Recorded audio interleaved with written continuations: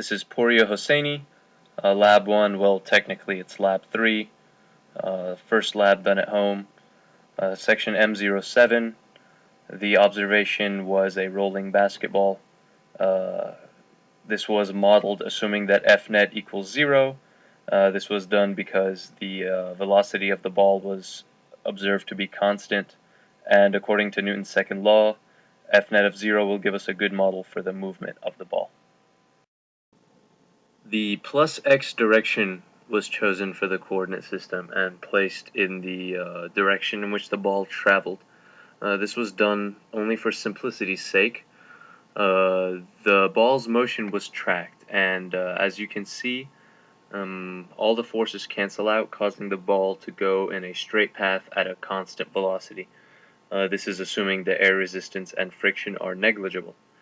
The calibration stick was used to enter the length of the ball in order to calibrate the video. The length of the ball was just looked up on the internet, and the time between frames was 1/30th of a second, while the entire video was 0.835 seconds long.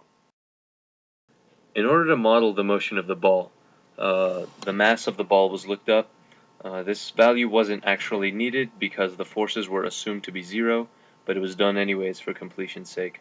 The initial position was considered to be 0 because the origin was placed on the ball. The initial velocity was calculated by doing the change in x over the change in time over the entire video, and delta t was chosen to be 0.1 just because it was a small arbitrary value, and Newton's second law was used to predict the ball's velocity. Notice that the graph has a constant slope, displaying the constant velocity and the lack of the net force. Now, the best way to compare the predicted and the observed data is to put all of the data on one graph.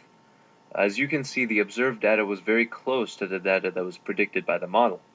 There's a small variation in this data, and that is mostly due to human error, such as movement of the camera while filming or poor accuracy while using the tracker software.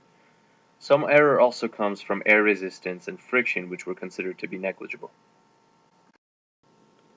Now we come to the what-if question. Changing the origin in the tracker would only change the direction of the velocity and position of the ball. All the magnitudes would be the same. For example, if the origin was flipped so that the ball followed the negative x-axis, the magnitudes would all be the same, but the direction would be in the negative direction. Similarly, if the origin was placed in a random area, the ball would have both x and y aspects of the velocity and position, but all magnitudes would be the same.